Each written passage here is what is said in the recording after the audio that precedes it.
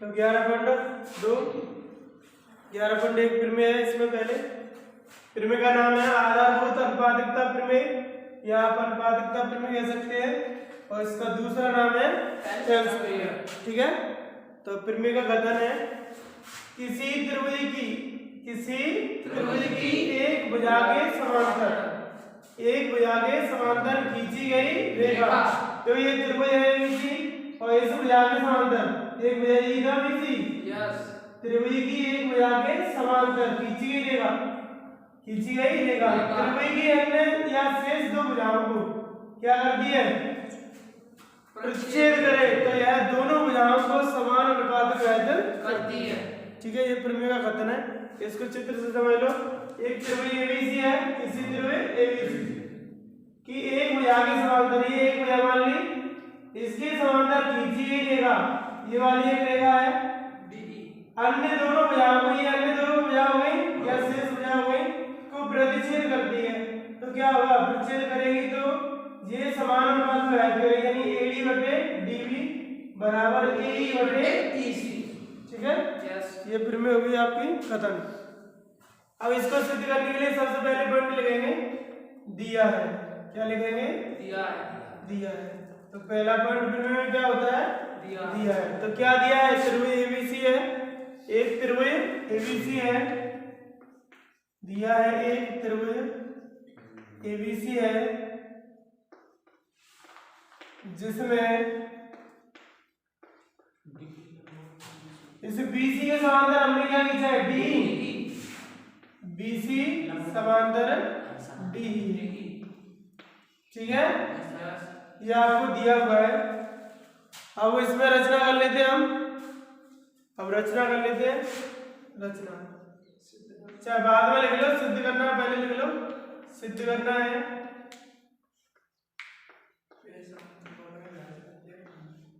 सिद्ध करना है, देखो ध्यान से, प्रतिच्छेद करे, यहां से देखो आगे देखा, त्रिभुज की शेष दो भुजाओं को प्रतिच्छेद कर रही, यहां पर यहां पर, तो यह दोनों भुजाओं को समान अनुपात में व्यक्त करती है। समान अनुपात का मतलब AD बटे DB बराबर AE बटे EC। तो सिद्ध क्या करना है आपको, AD बटे DB बराबर AE बटे EC। ठीक है, ये सिद्ध करना है। अब रचना लिख लेते हैं इसमें।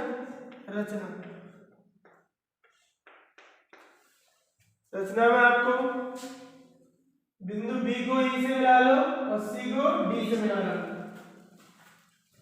बिंदु B को E से कोमा C को D से मिलाया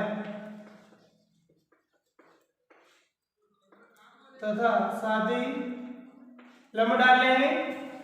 E से इसमें लंब डाल लो AD पर, तब पूरी भुजा कह सकते हैं AB पर, तथा बिंदु E से AB पर कोमा दो करने, E से तो AB पर कोमा D से AC पर लंबों को लिख सकते हैं हम EF तथा अब देखो E से तो F हो गया, D से G कर लो, EF तथा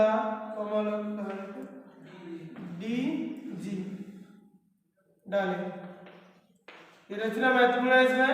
अब इनको मिला देते, तो B को किससे मिलाएंगे, E से, ये तो B मिल जाएगा E से। उसके बाद C को किससे मिला दें, D से, मिल गए। अब यहाँ E से इसका लंब डाल दो EF,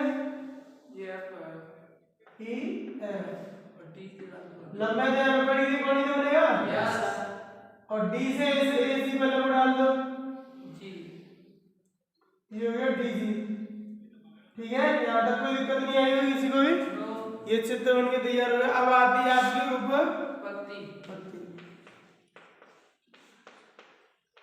उपपत्ति में सबसे पहले आपको क्या करना है, ये दोनों तो लंब हो ही गए, चित्र अलग से बना देते हैं समझाने के लिए।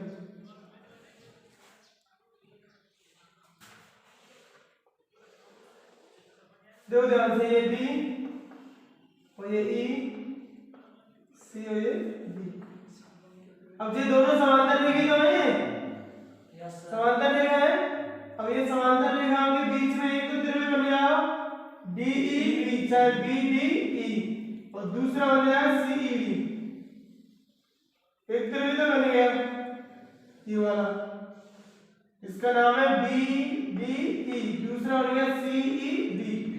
अब ये दोनों त्रिभुज हैं वो एक ही आधार पर बने हुए, आधार जी का होगा क्या, डी ई, और समांतर रेखाएं ये हो गई दो, तो एक ही आधार है और दो समांतर रेखाओं के मध्य बनने वाले त्रिभुजों की क्षेत्रफल कैसे होते हैं, समान। देखो अच्छा 9th में था, एक ही आधार और दो समांतर रेखाओं के मध्य बने त्रिभुजों के क्षेत्रफल समान होते हैं।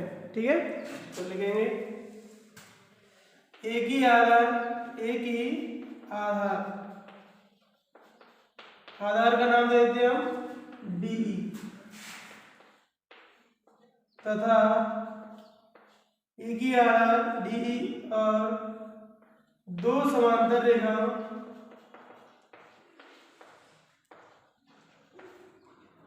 दो समांतर रेखाओं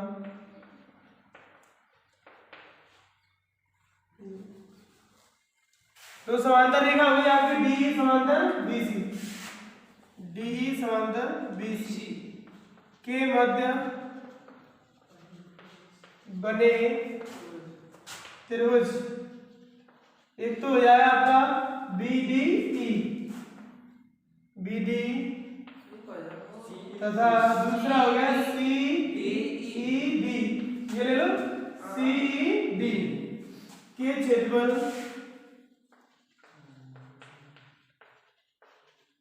समान होंगे। अतः इनके क्षेत्रफल लिख देते हैं, एक तो आ गया आपका बीडी, त्रिभुज बीडी का क्षेत्रफल, बीडी चाहे से लिखो, त्रिभुज बीडी का क्षेत्रफल बराबर क्या होगा, त्रिभुज सीडी का क्षेत्रफल। तो ये नंबर हो गया फर्स्ट, बता रहे हैं आगे।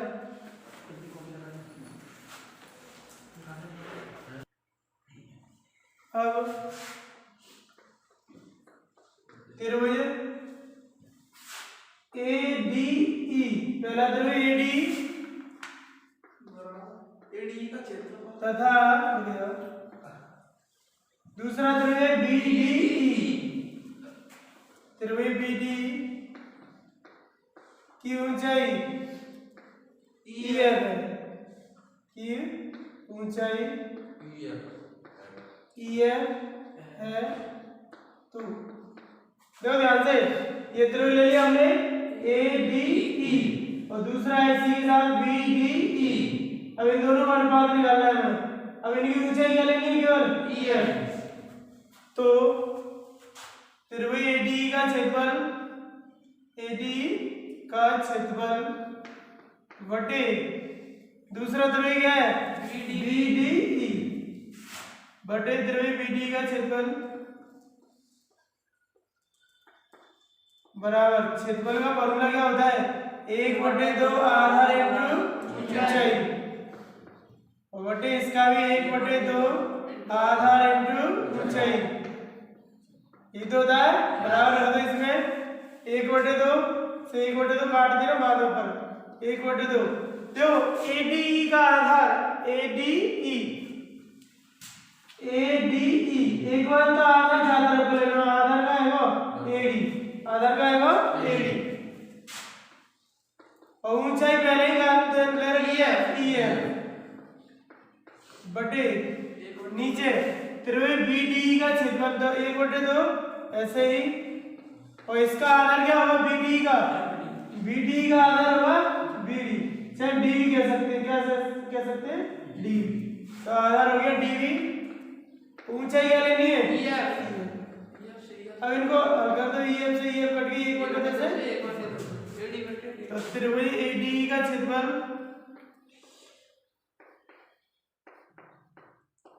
बटे त्रिभुज BDE का क्षेत्रफल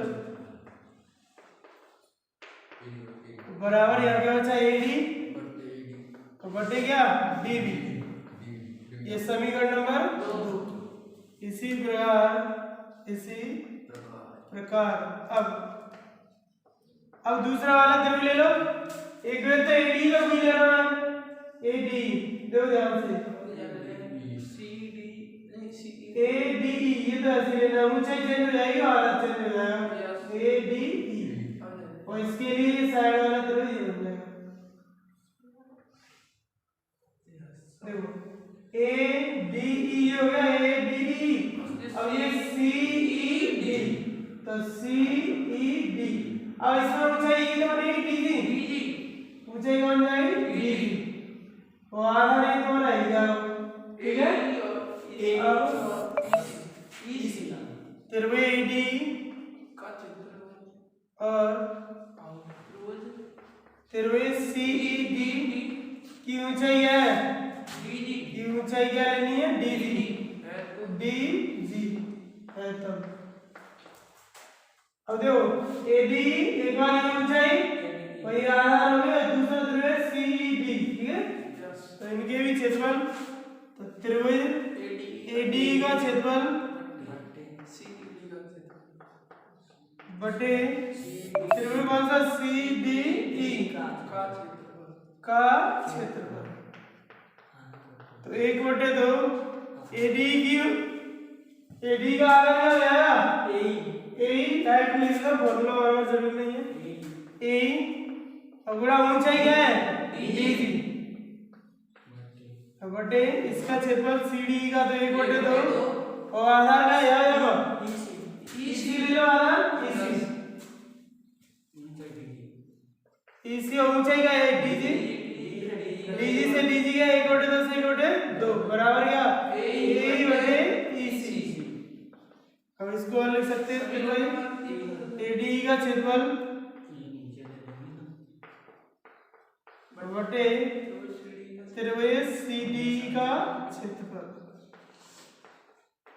बराबर AE बटे EC। समीकरण नंबर 3। अब देखो ध्यान से ADE का क्षेत्रफल ये समान ही था और J पहले ही समान है BD का क्षेत्रफल और CD का क्षेत्रफल। समीकरण 1 में समान आ गए थे, BD का क्षेत्रफल और CD का क्षेत्रफल समीकरण 1 में बराबर आया कि नहीं आया। तो जब इनके क्षेत्रफल बराबर है तो इनकी भुजाओं का अनुपात भी कैसा होगा बराबर। तो लिख रहे हैं समीकरण 1 2 3 से, समीकरण 1 2 व 3 से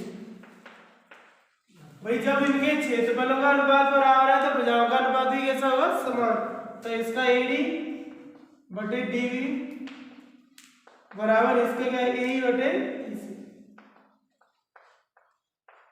इति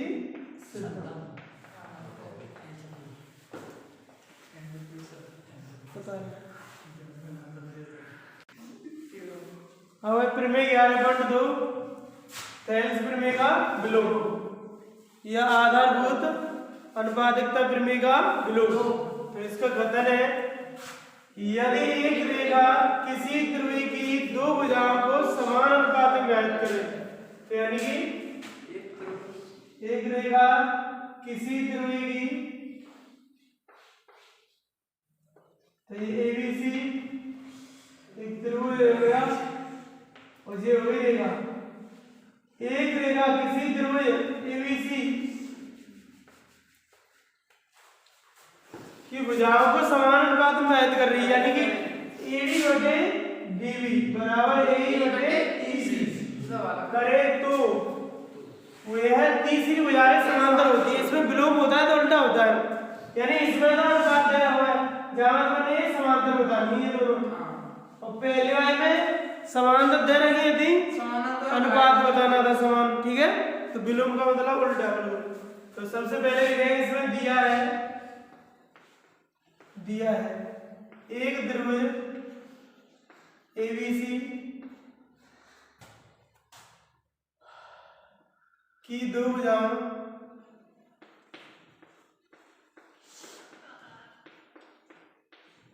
को एक रेखा DE समानुपात में व्यक्त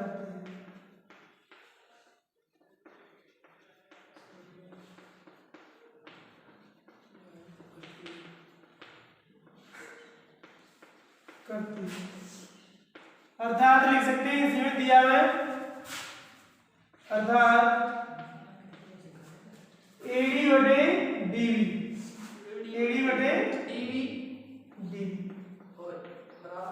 बराबर AE बटे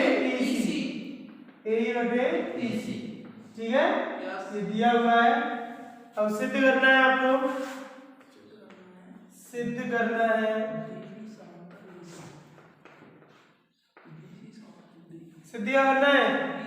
जो DE है वो किसके समांतर है? BC के। तो DE समांतर BC। अब थोड़ी सी रचना कर लेते हैं। रचना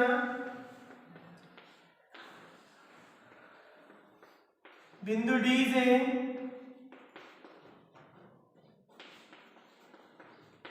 एक अन्य रेखा DF खींची। ठीक है, अब DF खींच दो, कहीं भी खींच दो, ऊपर नीचे कोई दिक्कत नहीं है उससे। ये अपनी मर्जी से खींचनी। ठीक है, अब आते हैं उत्पत्ति पे।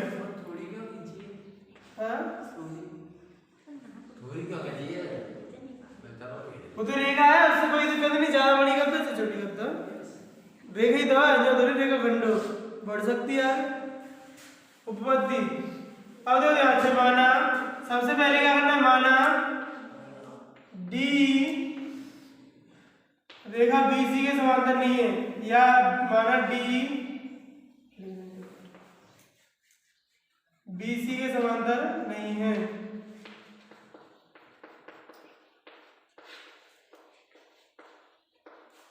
जो D है ना BC के समांतर नहीं है, ये वाली भुजा इसके समांतर नहीं है। पहले ही मान के चलेंगे समांतर नहीं है। ठीक है, अब जे समांतर नहीं है तो क्या होगा, तो DF समांतर BC होगी। ठीक है, हमने क्या मान लिया, ये D है वो इस BC के समांतर नहीं है। जो DF है ना वो BC के समांतर है। अब जे समांतर है तो जो थेल्सफिर में रहते बात है प्रयोग से, थेल्स प्रमेय से, तो वहां में क्या होगा, दो भुजाएं समांतर है तो वो त्रिभुज में समानुपात में व्यवस्थित होगी।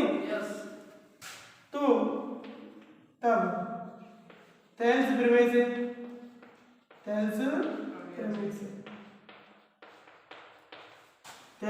क्या होगा, AD बटे DB और बराबर AF बटे FC।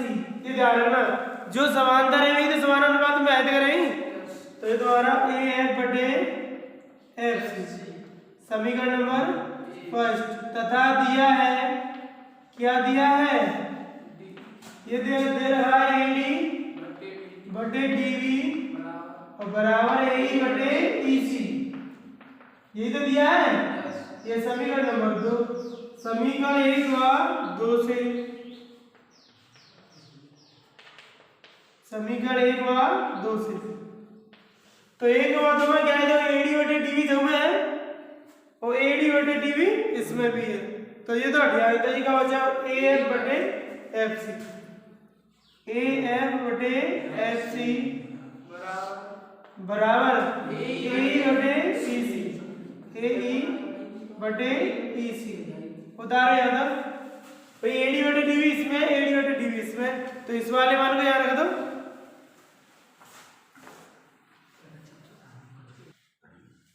अब देखो दोनों और एक जोड़ने पर, अब क्या करें, दोनों और एक जोड़ने पर, दोनों पक्षों में कह सकते हैं, दोनों पक्षों में एक जोड़ने पर एक सवाल कराया था एक दिन, उसमें एक जोड़ा था, सर इसमें जोड़ना है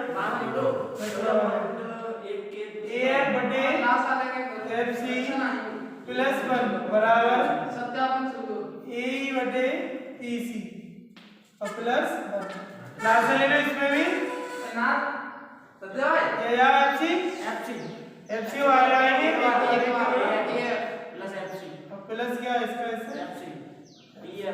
बराबर इधर ई सी और इसका वाला आएंगे एक बार ए प्लस ई सी। अब देखो ध्यान से A F plus F C A F plus F C ये पूरी का आई ए सी तो आई ए सी और बटेगा एफ सी। देखो ध्यान से A F plus F C पूरी तो बन जाएगी ए सी ठीक है बराबर इधर आ जाओ ए ई प्लस ई सी ए ई प्लस ई सी जो का हो जाएगी ए सी बनेगी नहीं ए सी बटे क्या ई सी। अब चाहे ए सी से ए सी कटेगा तो एक बटे एफ सी बराबर एक बटे ई सी कर देंगे बच्चों। अब ई सी को एकत्र करें तो ई सी बराबर एफ सी को एकत्र करें एफ सी। अब देखो ई सी एफ सी दोनों अलग अलग है लेकिन समान आ रही है। देखो ये आपकी ई सी और एफ सी जब ये भुजा बराबर कब होगी जब एक ही बिंदु होगा तभी तो होगी बराबर होगी जब ई और एफ एक ही बिंदु होगा या संपाद्य होगा ठीक है ई और एफ एक ही बिंदु होगा। अब जो एक ही बिंदु होगा तो क्या होगा अतः डी ई समांतर बी सी होगी अर्थात लिखिए भाई एक ही बिंदु है तो बजाय एक संपादित तो बजाय जाएगी ई एफ और डी एफ संपादित हो जाएगी डी और डी एफ सीधी सिद्ध लिख लो बस